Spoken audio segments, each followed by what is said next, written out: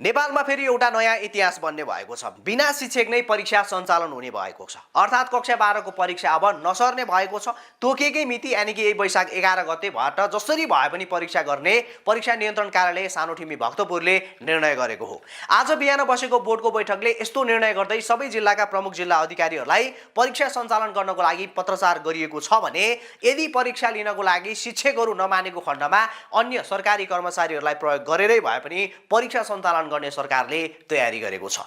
यसको अर्थ सरकारले विगत 20 दिनदेखि काठमाडौँको सडकहरूमा चलिरहेको शिक्षक आन्दोलनलाई बेवास्ता गरेर पेलेरै जाने प्रवृत्ति देखाएको छ भने नेपालको इतिहासमै पहिलो पटक शिक्षक बिना परीक्षा सञ्चालन हुने भएको छ। परीक्षा केन्द्र अलरेडी चाहिँ सञ्चालन भइसकेको छ, केन्द्र तोकिएको छ र त्यहाँनेर चाहिँ हरेक विद्यालय विद्यार्थीहरूको पनि के छ त भन्दाखेरि अनुरोध आएको छ कि समयमै परीक्षा होस् भन्ने कुराहरू भएको छ। त्यसैले हामीले आज पनि हरेक जिल्लाहरूको परीक्षा समन्वय समितिलाई त्यो विद्यालयहरूमा जहाँ जहाँ केन्द्र तोकिएको छ, केन्द्र तोकिएको ठाउँमा परीक्षा सञ्चालन गर्ने सन्दर्भमा उहाँहरूलाई आवश्यक तयारी गर्न र परीक्षालाई चाहिँ सञ्चालन गर्नको लागि सबैसँग पुनः चाहिँ अनुरोध गर्ने र चाहिँ शिक्षकहरू उनीहरूको सेन्सिटिभ विषय हो, त्यसैले परीक्षा सञ्चालन गर्नको लागि अनुरोध गर्ने चाहिँ अहिले निर्णय भएको छ। सरकारको यस्तो निर्णयले गर्दा तोकिएकै समयमा परीक्षा हुने भयो, यो एउटा राम्रो पक्ष भए पनि बिना शिक्षकको उपस्थितिमा कस्तो होला त व्यवस्थापन र अब जम्मा आज र भोलि मात्रै समय बाँकी भएकोले गर्दा देशको 77 वटा जिल्लाहरूमा कसरी म्यानेजमेन्ट हुन्छ भन्ने एउटा गम्भीर प्रश्न पनि उठेको छ। किनकि सुपरिन्टेन्डेन्टदेखि लिएर गार्डसम्म ककसलाई बनाउने अनि सबै परीक्षा केन्द्रमा प्रश्नपत्रदेखि लिएर उत्तर पुस्तिका पुर्याउनेसम्म र सबै परीक्षा केन्द्रहरूको कक्षा कोठामा सिम्बल नम्बर मिलाउनेसम्मको कार्य गर्नको लागि जम्मा अब 2 दिन मात्रै बाँकी छ र त्यही पनि बिना शिक्षक र अनुभव नै नभएको अन्य सरकारी कर्मचारीहरूलाई प्रयोग गरेर कसरी व्यवस्थित परीक्षा गर्न सकिएला भन्ने मुख्य प्रश्न उठेको छ। प्रधानमन्त्रीको एकहोरो जिद्दी प्रवृत्तिले गर्दा शिक्षा मन्त्रीले हिजो नै राजीनामा बुझाउन बाध्य बनिन्। अब फेरि यही जिद्दीपनाले गर्दा कतै पर्सिबाट हुने भनेको परीक्षा भद्रगोल हुने त होइन भन्ने अर्को डर विद्यार्थी शिक्षक लगायत अन्य सबैमा उत्पन्न भएको छ।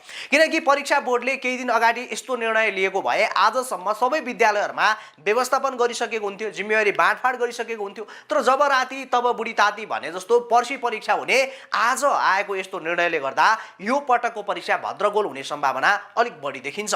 खैर अब सरकारले कसरी म्यानेजमेन्ट गर्छ त्यो भन्ने हेर्न बाँकी छ। तर जे जस्तै भए पनि कक्षा 12 का सम्पूर्ण भाइ बहिनीहरू जो अहिले 4-5 लाख भन्दा बढी हुनुहुन्छ उहाँहरूलाई हामीले विगतदेखि भन्दै आएको थियौँ। हामीले यो विषयमा निरन्तर फलोअप र अपडेट पनि दिइरहेका थियौँ। हामीले निरन्तर परीक्षा नियन्त्रण कार्यालय भक्तपुरमा फोन गरेर 12 को परीक्षा 11 गते हुन्छ कि हुँदैन भनेर हामीले पटक सोधेका थियौँ र हामीले बनाएका 2-3 वटा भिडियोमा हामीले यही भनेका थियौँ कि परीक्षा नियन्त्रण कार्यालयले भनिरहेको छ जसरी हुन्छ परीक्षा हुन्छ, तपाईहरु तयारी गर्नुस्। खैर आज परीक्षा गर्ने निर्णय गरेको छ र सबै भाइ बहिनीहरूलाई शुभकामना छ, राम्रोसँगले तयारी गर्नु होला।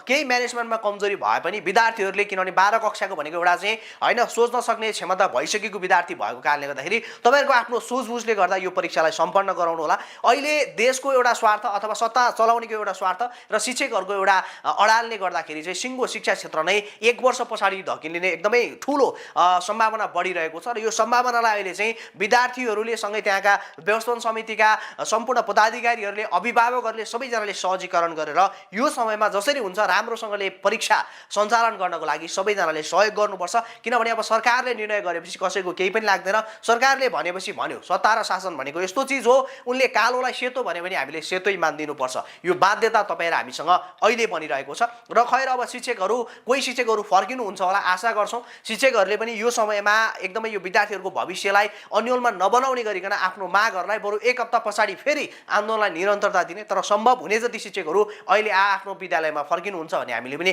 आशा राखेका छौं। तर सम्भावना एकदमै कम छ शिक्षकहरू फर्किने, किनभने राजधानीबाट नजिक भएको जिल्लाहरूमा त शिक्षकहरू फर्किनु होला। तर राजधानीबाट जानै 2-3 दिन लाग्ने जति ठाउँहरू छ जस्तै हुम्ला, जुम्ला, डोल्पा, मुगु यी ठाउँहरूमा शिक्षकहरू चाहेर पनि 11 गते पुग्न सक्दैनन्। किनभने आज 9 गते भइसकेको छ, अहिले भर्खरै निर्णय आएको छ। आज पनि शिक्षकहरू आन्दोलनमा हुनुहुन्छ। आज बेलुका हिँडे पनि उहाँहरू 11 गते पुग्न सक्ने सम्भावना एकदमै कम छ। त्यसकारणले गर्दाखेरि यो पटकको परीक्षामा चाहिँ शिक्षकहरूको कमै उपस्थिति होला तर कमै उपस्थिति हुने देखिन्छ र बाँकी अब त्यहाँको जिल्ला अधिकारीले हैन प्रमुख जिल्ला अधिकारीले कसरी म्यानेजमेन्ट गर्छ, कसलाई सुपरिन्टेन्डेन्ट बनाउँछ, कसलाई गार्ड बनाउँछ होइन, सायद प्रहरीको निगरानीमा गर्ने हो कि के हो त्यो कुरा अब जिल्लामा त्यहाँका चाहिँ सिडिओहरूले गर्ने कुरा हो, त्यो भने हेर्न बाँकी छ। तर जे होस् अबको परीक्षा सभ्य र भव्य बनोस् र सकेसम्म व्यवस्थित बनाउनको लागि विद्यार्थी, अभिभावक, त्यहाँको व्यवस्थापन समिति लगायत सम्पूर्ण सुरक्षा निकाय लगायत अन्य सरकारी कर्मचारीहरूले यो कुरामा ध्यान दिउन् भन्न चाहन्छु। र 12 कक्षाको भाइ बहिनीहरू तपाईँहरू तयारी गर्नुहोला, इक्जाम भने हुने भएको छ। अहिलेको लागि अपडेट यति नै छ, बाँकी केही नयाँ अपडेट आयो भने दिँदै गर्नेछौँ। हेर्दै गर्नुहोला खोज समाचार। अहिलेलाई बिदा पाऊ, नमस्कार।